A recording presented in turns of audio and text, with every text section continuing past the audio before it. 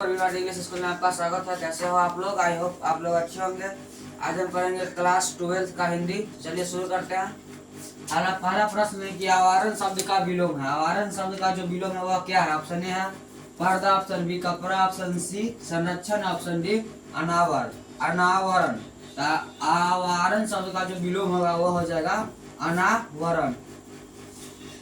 अगला प्रश्न है कि आलसी का विलोम है। आलसी का जो है विलोम क्या है? ऑप्शन ए है तेजस्वी, ऑप्शन बी विनम्र, ऑप्शन सी परिश्रमी, ऑप्शन डी उद्यमी। तो आलसी का जो विलोम है वह हो जाएगा प्रश्न परिश्रमी। अगला प्रश्न है आरंभ का विलोम है। आरंभ का जो है वो विलोम क्या होगा? ऑप्शन ए अंत, ऑप्शन बी समाधान, ऑप्शन सी निष्कर्ष, ऑप्शन डी अनिर्णित। आरंभ का जो विलोम है वह हो जाएगा अंत। अगला प्रश्न है कि दिगंबर का संधि विच्छेद क्या होगा? दिगंबर का संधि विच्छेद क्या होगा? ऑप्शन ए है दिग्जोरंबर, ऑप्शन बी दिग्जोरंबर, ऑप्शन सी दिग्जोरगंबर, ऑप्शन डी दिगंजोर। दिगंबर शब्द का जो संधि विच्छेद है वह हो जाएगा दिग्जोर अंबर। अगला प्रश्न है कि यशोदा शब्द का संधि विच्छेद क्या होगा? ऑप्शन ए है यशा जोड़ दा, ऑप्शन बी यश जोड़ दा, ऑप्शन सी यशी जोड़ दा, ऑप्शन डी यशा जोड़ दा। तो यशोदा शब्द का जो संधि विच्छेद है वह हो जाएगा यशा जोड़ दा। अगला प्रश्न है कि महेश का संधि विच्छेद होगा। महेश का संधि विच्छेद होगा महेश जोड़ स, ऑप्शन बी है म जोड़ हेस, ऑप्शन सी महाजोड़ ईर्ष और ऑप्शन डी महाजोड़ एस। महेश का जो संधि विच्छेद हो जाएगा वो हो जाएगा महाजोड़ ईर्ष। अगला प्रश्न जगन्नाथ का संधि विच्छेद क्या होगा? जगन्नाथ का संधि विच्छेद क्या होगा? ऑप्शन ए है जगत जोड़ नाथ, ऑप्शन बी है जगत जोड़ नाथ, ऑप्शन सी जग जोड़ नाथ, ऑप्शन डी जगत जोड़ नाथ। जगन्नाथ शब्द का जो संधि विच्छेद हो जाएगा वह जगत जोड़ नाथ हो जाएगा। अगला प्रश्न है मन योग का संधि विच्छेद क्या होगा? मन योग का जो है वो संधि विच्छेद क्या होगा? ऑप्शन ए है मनो जोड़ योग, ऑप्शन बी मन जोड़ योग, ऑप्शन सी मन जोड़ योग, ऑप्शन डी मनो जोड़ योग। तो मनो योग का जो संधि विच्छेद है वह है मन जोड़ योग। अगला प्रश्न है निम्न में से शुद्ध कौन है? निम्न में से शुद्ध कौन है? ऑप्शन ए परमेश्वर, ऑप्शन बी परीक्षण, ऑप्शन डी प्राण और ऑप्शन डी परीक्षा।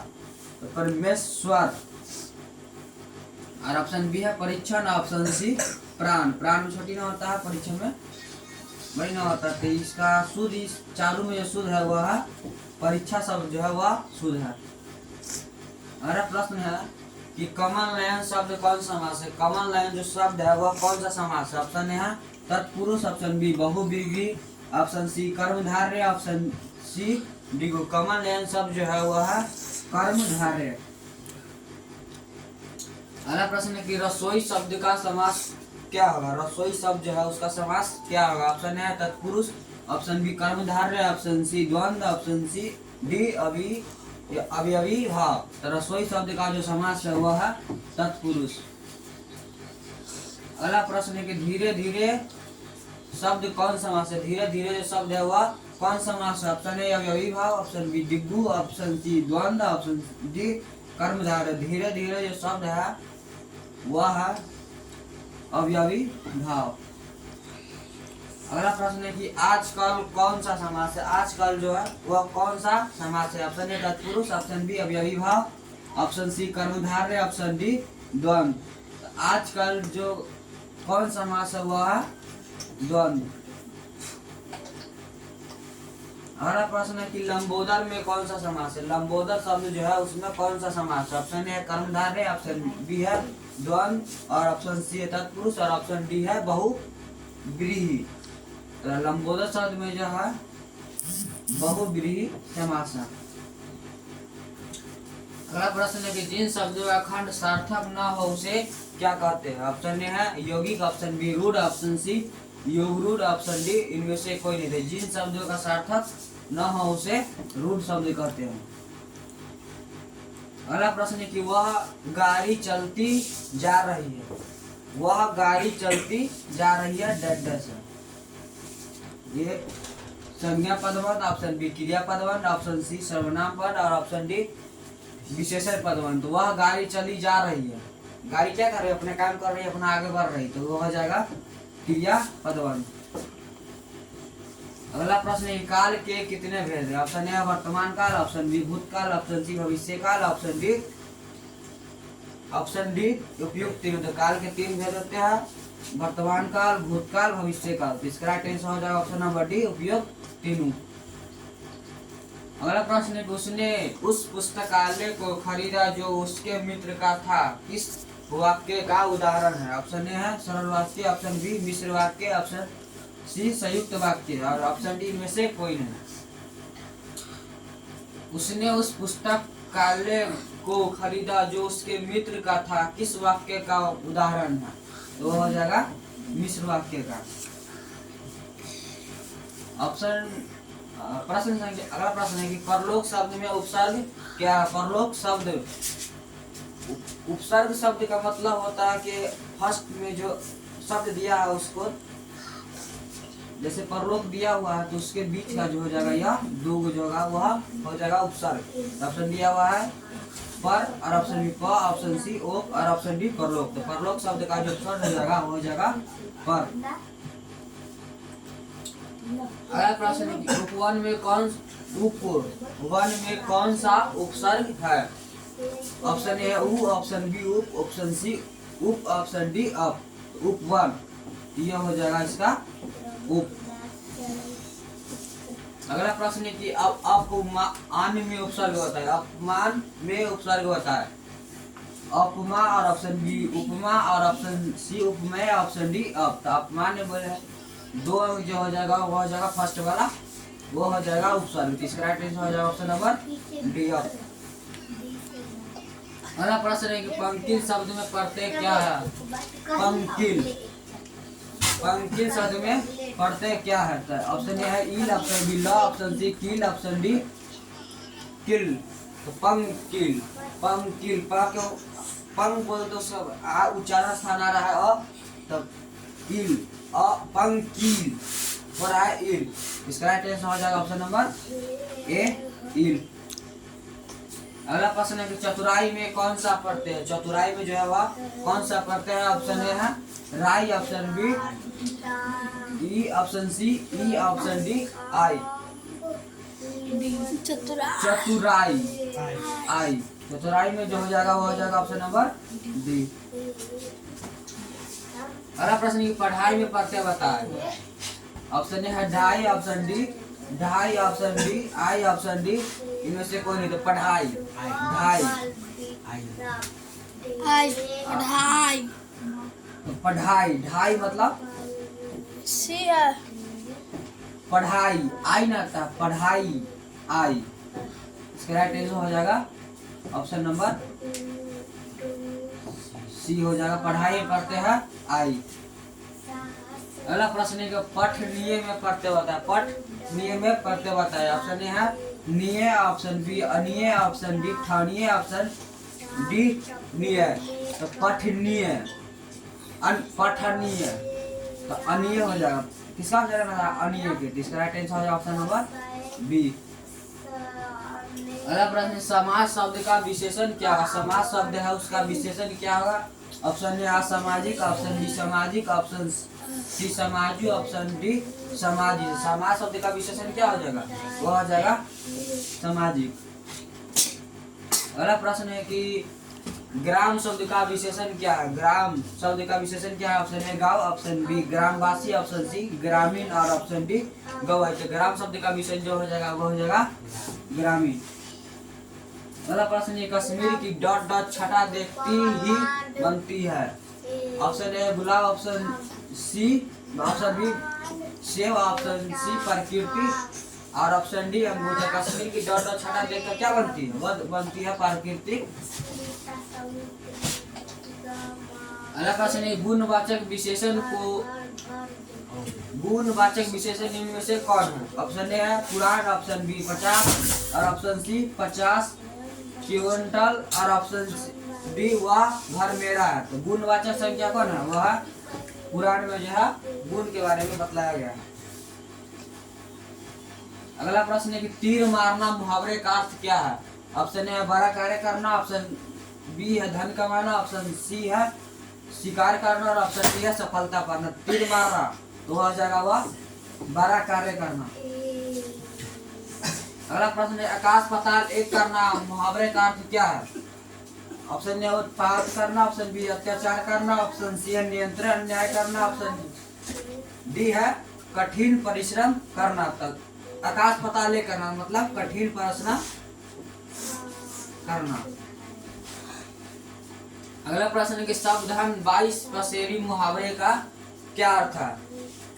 ऑप्शन ए है बहुत सस्ती होना, ऑप्शन डी है 22 पसेरी अनाज होना, ऑप्शन सी बहुत महंगा होना, ऑप्शन डी अच्छा बुरा सबको एक समान। सावधान 22 पसेरी मुहावरे का अर्थ क्या हो जाएगा? अच्छा बुरा सब एक समान। अगला प्रश्न है कि चांदी के जूते मारने का अर्थ क्या है? चांदी का जूते मारने का अर्थ क्या है? ऑप्शन है चांदी के जूते राजा पहनते हैं, ऑप्शन बी सड़क निर्माण का ठेका लेने के लिए अभियंत्रियों को चांदी के जूते मारने पड़ते हैं, और ऑप्शन सी है चांदी के जूते कम बनते हैं, और ऑप्शन डी है चांदी के जूते नहीं बनते हैं। तो चांदी के जूते मारने का अर्थ है सड़क निर्माण का ठेका लेने के लिए अभियंत्रियों को चांदी के जूते मारने पड़ते हैं। अगला प्रश्न है कि अपने मुंह में मियाँ मिट्ठू बनाने का अर्थ क्या है? ऑप्शन ए है मुंह में लड्डू रखना, अपना निंदा अपने आप करना, ऑप्शन सी अपनी प्रशंसा अपने आप करना, ऑप्शन डी है स्वयं लड्डू खाना। तो अपने मुंह में मियाँ मिट्ठू बनाने का अर्थ क्या है? कि अपनी प्रशंसा अपने आप करना। अगला प्रश्न है कि शुद्ध वाक्य निम्न में से कौन है? ऑप्शन है वह बिल्कुल भी बात करना नहीं चाहती थी, ऑप्शन बी है उसकी स्त्री नहीं है, ऑप्शन सी उसके बेटे नहीं, और ऑप्शन डी यह बात कहने में किसी को संकोच नहीं होगा। तो शुद्ध वाक्य कौन हो जाएगा? यह बिल्कुल भी बात नहीं करना चाहती है, यह शुद्ध हो गया। उसकी स्त्री नहीं है, उसके बेटे नहीं है, इसका राइट आंसर हो जाएगा ऑप्शन नंबर डी, यह बात कहने में किसी को संकोच नहीं होगा। अगला प्रश्न है उसे भारी दुख हुआ, उसे भारी दुख हुआ डॉट डॉट। ऑप्शन ए है उसे बहुत दुख हुआ, ऑप्शन बी है उसने भारी दुख हुआ, और ऑप्शन सी है उसको अच्छा दुख हुआ, ऑप्शन डी उसको बुरा दुख हुआ। तो उसे भारी दुख हुआ उसका अर्थ क्या होगा? कि उसे बहुत दुख हुआ।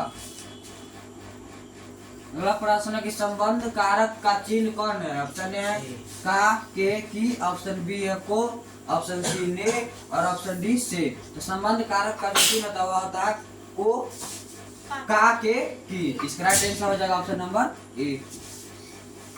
अगला प्रश्न है कि कारक के कितने भेद हैं? ऑप्शन ए है 7, ऑप्शन बी 8, ऑप्शन सी 9, और ऑप्शन डी 10। तो कारक के जो भेद होता है वो होता है 8।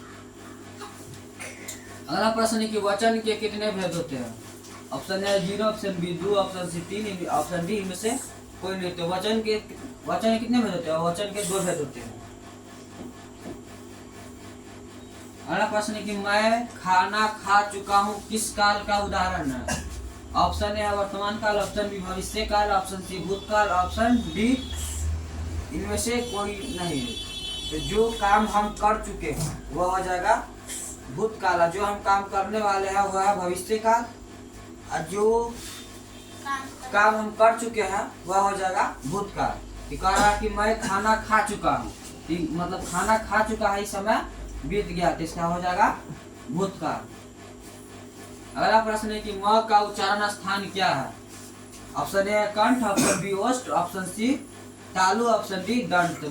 प से लेके म तक जो है प में जितने शब्द है उसका जो उच्चारण स्थान है वह ओष्ठ होगा। तो प फ ब भ म, प के लास्ट में म आता है, तो म इस प में जितने शब्द है उसका उच्चारण स्थान जो है ओष्ठ होगा।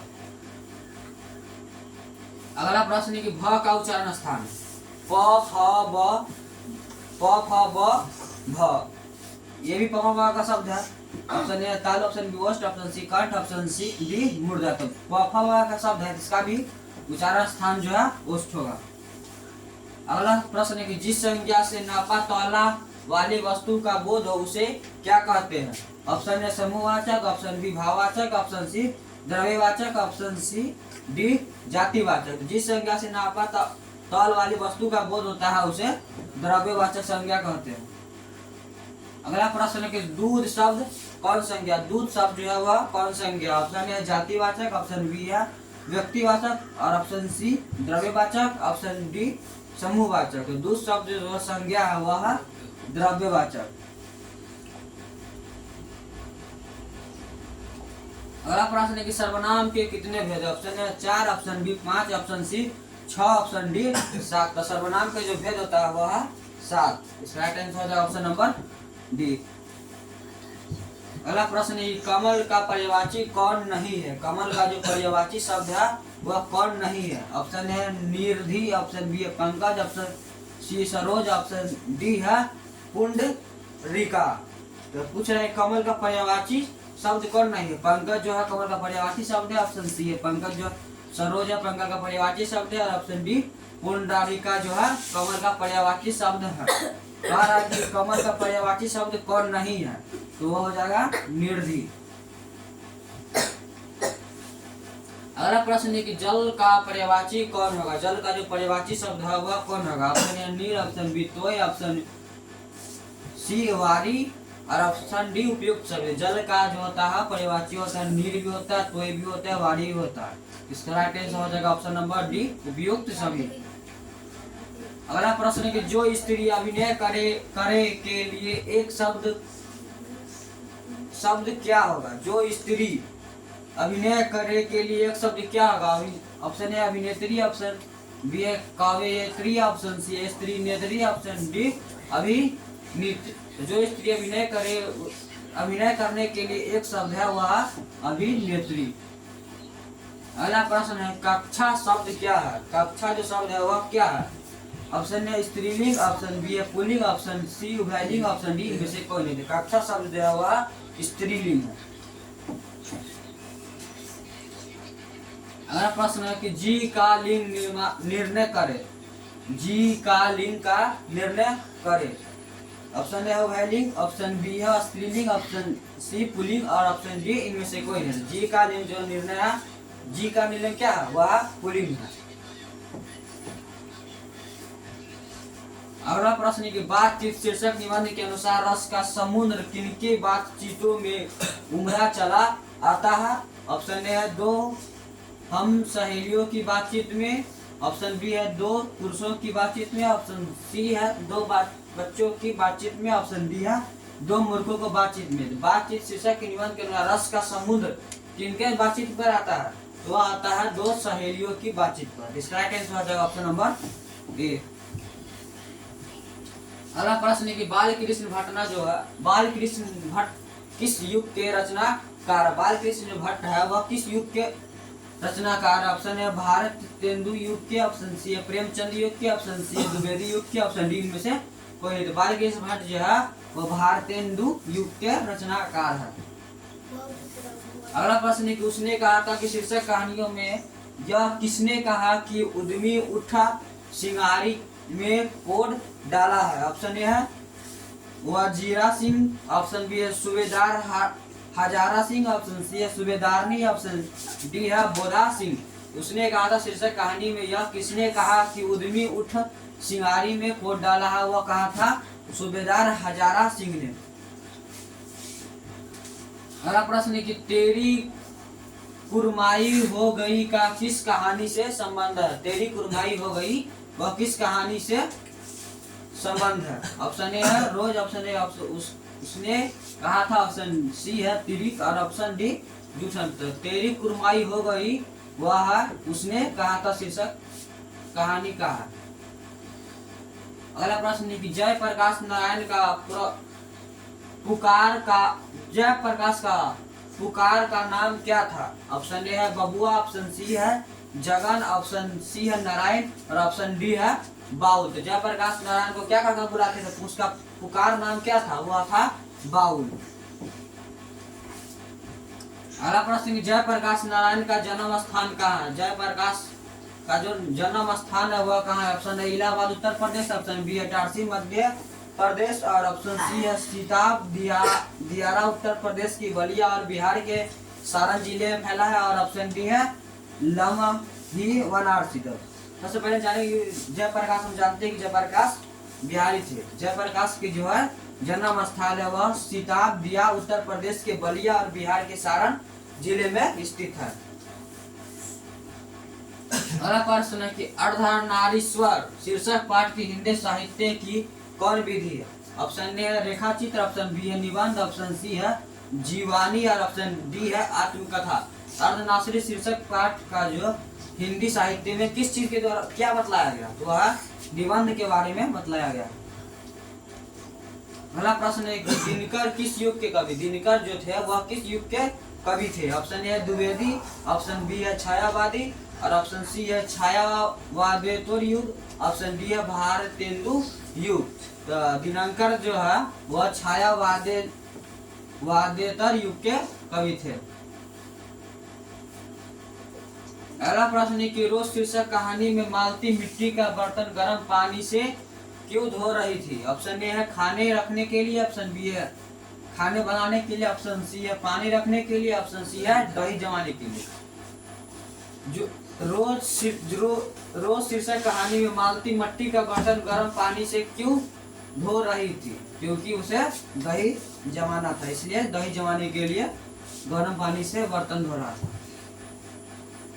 अगला प्रश्न है कि मालती किस कहानी का पात्र? मालती जो है वह किस कहानी का पात्र है? ऑप्शन ए सिपाही की माँ, ऑप्शन बी है रोज, ऑप्शन सी है तिरछ, ऑप्शन डी है गौर। तो मालती किस कहानी का पात्र है? वह रोज। अगला प्रश्न है कि एक लेख और एक पत्र शीर्षक पाठ का क्या अर्थ है? एक लेख और एक शीर्षक पाठ का जो अर्थ है वह क्या है?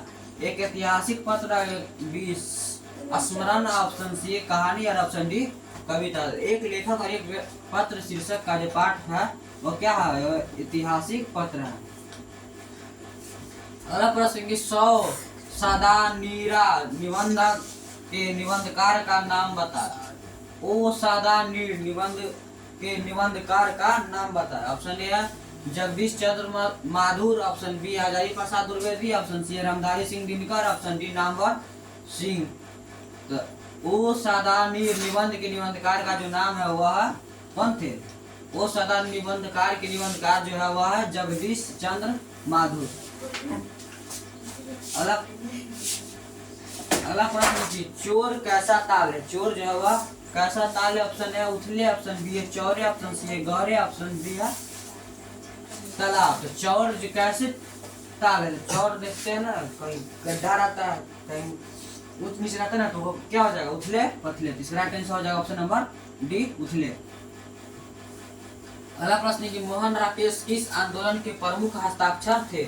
मोहन राकेश जो थे वह किस आंदोलन के प्रमुख हस्ताक्षर थे? ऑप्शन ए नई कहानी आंदोलन के, ऑप्शन बी है कविता आंदोलन के, ऑप्शन सी है स्वाधीनता आंदोलन के, ऑप्शन डी है समाज सुधारक आंदोलन के। तो मोहन राकेश जो थे वह नई कहानी आंदोलन के प्रमुख हस्ताक्षर थे। अगला प्रश्न है कि मोहन राकेश रचित काव्यों के नाम बताएं। मोहन राकेश रचित काव्यों के नाम बताएं। मोहन राकेश रचित एकांकियों के नाम बताएं।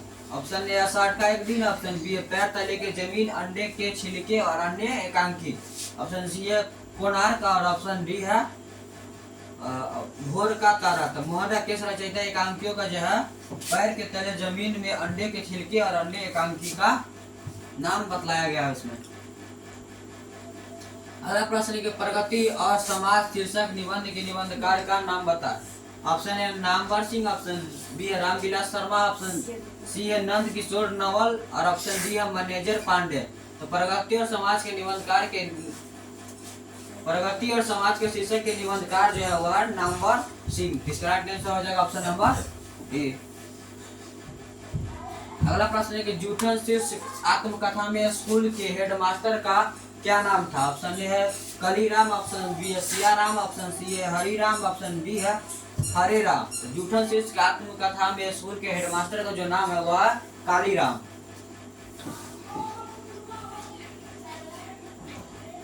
अगला प्रश्न है जूठन क्या है? जूठन जो है वह एक जूठन कौन सा शब्द है? ऑप्शन ए रेखा चित्र, ऑप्शन बी है शब्द चित्र, ऑप्शन सी है कहानी और ऑप्शन डी है आत्मकथा। जूठन जो हो जाए, जूठन क्या है? जूठन जो है आत्मकथा। अगला प्रश्न है कि हंसते हुए मेरा अकेलापन किस विधि लेखन प्रकार की रचना है? हंसते हुए मेरा अकेलापन किस विधि का लेखन प्रकार की रचना है? ऑप्शन ए है डायरी साहित्य, और ऑप्शन बी है कहानी साहित्य, और ऑप्शन डी है यात्रा साहित्य, और ऑप्शन सी है व्यंग्य साहित्य। तो हंसते हुए अकेलापन किस विधि लेखन प्रकार की रचना है? तो वह हो जाएगा डायरी साहित्य की रचना। अगला प्रश्न है तिरछ शीर्ष कहानी में कहानीकार का नाम बताएं। ऑप्शन ए उदय प्रकार, ऑप्शन बी है स्वयं प्रकार, ऑप्शन सी है प्रेमचंद, और ऑप्शन डी है अज्ञे। तो तिरछ शीर्षक कहानी का जो कहानीकार है वह है उदय प्रकाश। इसका राइट आंसर हो जाएगा ऑप्शन नंबर ए। अगला प्रश्न है शिक्षा शीर्षक पाठ के अनुसार सत्य की खोज तभी संभव है जब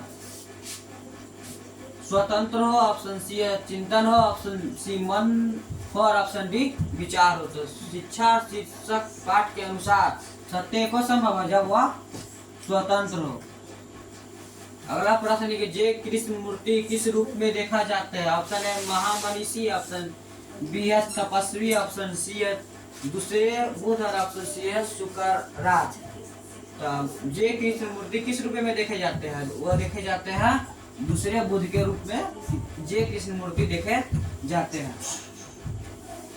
अगला प्रश्न है कि प्रेम की पीर के कवि कौन है? प्रेम की पीर के तो कवि कौन है? ऑप्शन ए है जयप्रकाश जयशंकर प्रसाद, ऑप्शन सी है ज्ञानेंद्र पति, ऑप्शन सी है रघुवीर सहाय, ऑप्शन सी है जय सिद्ध। प्रेम की पीरा की कवि कौन है? तो वह है जायसी जो है प्रेम की पीर की कवि है। अगला प्रश्न है करबक जायसी की किस रचना के लिए लिया गया? ऑप्शन है आखिरी कर्णलाम, ऑप्शन बी है चित्ररेखा, ऑप्शन सी है मसाला, ऑप्शन सी है पद्मावत। कंवर जायसी की रचना किसके लिए लिया गया है? वह ले गया था पद्मावत के लिए लिया गया था।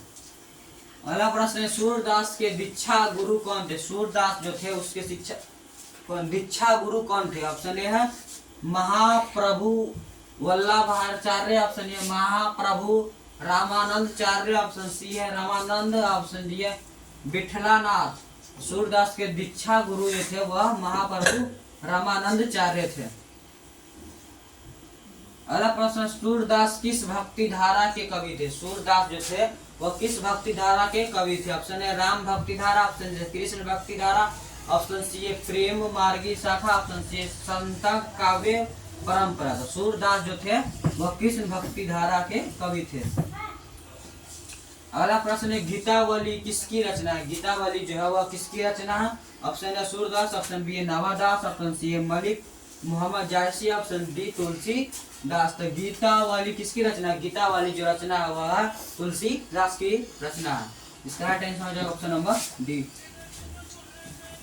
अगला प्रश्न है कवितावाली के रचनाकार है। कवितावाली के रचनाकार जो है कौन है? ऑप्शन है Jayasi, option B Tulsidas, option C Kabirdas, और ऑप्शन डी सूरदास। तो कवितावाली के रचनाकार जो है वह हमारे तुलसीदास जी।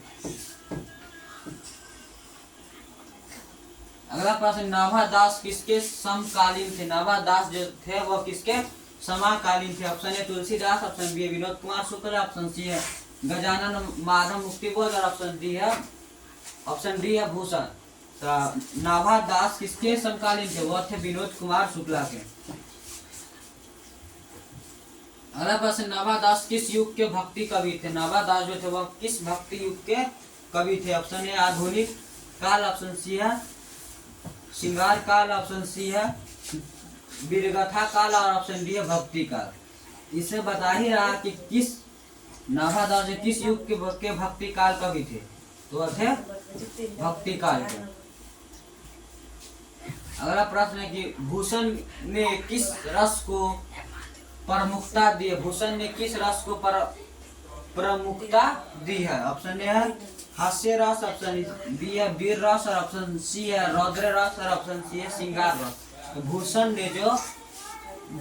ने रौद्र रस को प्रमुखता दी है। अगला प्रश्न है भूषण की उपाधि किसने दी? भूषण जो है, भूषण को उसकी उपाधि उसको किसने दी है? ऑप्शन ए है छत्रपति शिवाजी ने, ऑप्शन बी है महाराजा छत्रसाल ने, ऑप्शन सी है राजा रुद्रा शाह ने, ऑप्शन सी है औरंगजेब ने। तो भूषण की उपाधि जो है वह दिया था राजा रुद्र शाह ने, उसके भूषण को भूषण की उपाधि दी थी। अगला प्रश्न है तुमुल कोलाहल कला में शीर्षक कविता किस महाकाव्य का अंश? तुमुल कोलाहल कला में शीर्षक कविता किस महाकाव्य का जो है वह अंश है? ऑप्शन ए अष्टायाम, ऑप्शन बी है लहर, और ऑप्शन सी है कामयानी, और ऑप्शन डी है मुकुलुम। तो तुमुल कोलाहल कहल में शीर्षक कविता की जो महाकाव्य का अंश है वह है कामयानी का अंश है। अगला प्रश्न है जयशंकर प्रसाद का जन्म कहाँ हुआ था? जयशंकर प्रसाद जी है उसका जन्म कहाँ हुआ था? ऑप्शन ए आगरा में, ऑप्शन बी लखनऊ में, ऑप्शन सी है इलाहाबाद में, और ऑप्शन डी है वाराणसी में। तो जयशंकर प्रसाद का जो रचना थी, जयशंकर प्रसाद का जो जन्म हुआ था वह कहाँ हुआ था? वह हुआ था वाराणसी में, जब शंकर प्रसाद का जन्म हुआ था। अगला प्रश्न कि पुत्र वियोग शीर्षक कविता की कवियत्री कौन है? पुत्र वियोग शीर्षक कविता के कवियत्री कौन है? ऑप्शन ए है महादेवी वर्मा, ऑप्शन बी है जयंती, ऑप्शन सी है सुभद्रा कुमारी चौहान, और ऑप्शन डी है मीराबाई। तो पुत्र वियोग शीर्षक कहानी कविता के कवियत्री कौन है? वह है सुभद्रा कुमारी चौहान है। इसका आंसर हो जाएगा ऑप्शन नंबर डी। अगला प्रश्न है कि पुत्र वियोग शीर्षक कविता के सुभद्रा कुमारी चौहान की किस पुस्तक से ली गई है? ऑप्शन ए संकुला, ऑप्शन बी है फूल, ऑप्शन सी है मुकुल, और ऑप्शन डी है कुकुल। पुत्र वियोग शीर्षक कविता के सुभद्रा कुमारी चौहान के किस पुस्तक से ली गई है? वह ली गई है मुकुलन पुस्तक से ली गई है। अगला प्रश्न है कि नील नदी अमेज मिसौरी में वेदाना से गति हुई बहती जिंदगी की धारा एक यह पंक्तिता किस कविता से है? वह ऑप्शन ए हारजीत से, ऑप्शन बी है गांव का, ऑप्शन सी है जनजन का चेहरा, ऑप्शन डी है उषा। तो वह नील नदी अमेज सिरौरी में वेदान में गति हुई बहती हुई जिंदगी की धारा यह पंक्तिता किस कविता से ली गई है? वह ली गई है जनजन का चेहरा एक। अगला प्रश्न है उषा शीर्षक कविता के रचयिता कौन है? उषा शीर्षक कविता को जो रचयिता है वह कौन है? ऑप्शन है शमशेर बहादुर सिंह, ऑप्शन बी है गजानन माधव मुक्तिबोध, ऑप्शन सी है रघुवीर सहाय, और ऑप्शन डी अशोक वाजपेयी। तो उषा शीर्षक कविता के रचयिता कौन है? वह है शमशेर बहादुर सिंह। इसका आंसर हो जाएगा ऑप्शन नंबर ए। अगला प्रश्न जनजन का चेहरा एक शीर्षक कविता के रचयिता कौन है? ऑप्शन है गजानन माधव मुक्तिबोध, ऑप्शन बी है शमशेर बहादुर सिंह, ऑप्शन सी है रघुवीर सहाय, ऑप्शन डी है अशोक वाजपेयी। तो जनजन का चेहरा एक शीर्षक कविता के रचयिता कौन है? वह है गजानन माधव मुक्तिबोध। इसका राइट आंसर हो जाएगा ऑप्शन नंबर ए। अगला प्रश्न है किसकी विजय हुई सेना की नागरिकों की पंक्तिता किस पाठ से ली गई है? ऑप्शन ए है हारजीत, ऑप्शन बी है अधिनायक, ऑप्शन सी है गांव का घर, ऑप्शन डी है जनजन का चेहरा। था किसी की विजय हुई सेना की नागरिकता की पंक्ति जो है अधिनायक से ली गई है। अगला प्रश्न किस कविता संग्रह पर रघुवीर सहाय को साहित्य अकादमी पुरस्कार मिला था? ऑप्शन ए है हंसो जल्दी हंसो, ऑप्शन बी है तुम हत्या के विरुद्ध, ऑप्शन सी है लोग भूल गए, ऑप्शन डी है सीढ़ियों पर धूप में। तो किस कविता के संग्रह पर रघुवीर सहाय को साहित्य अकादमी पुरस्कार मिला था? वह मिला था रघुवीर लोग भूल गए है। अगला प्रश्न है कि प्यारे नन्हे बेटे को शीर्षक कविता के कवि का नाम बताए। ऑप्शन ए है विनोद कुमार शुक्ल, ऑप्शन बी है ज्ञान द्रौपदी, ऑप्शन सी है अशोक वाजपेयी, ऑप्शन डी है रघुवीर शाह। प्यारे नन्हे बेटे शीर्षक कविता के कवि का नाम है जो है वह है विनोद कुमार शुक्ल का। अगला प्रश्न है कि इबारत से गिरी मात्राएं शीर्षक कविता संग्रह किसकी रचना है? ऑप्शन ए है रघुवीर सहाय, ऑप्शन बी है अशोक वाजपेयी, ऑप्शन सी है ज्ञान द्विपति, ऑप्शन सी है शमशेर बहादुर सिंह। तो इबारत से गिरी मात्राएं शीर्षक कविता का संग्रह जो है वह अशोक वाजपेयी जी का है। अगला प्रश्न है कि अशोक वाजपेयी किस काल के कवि थे?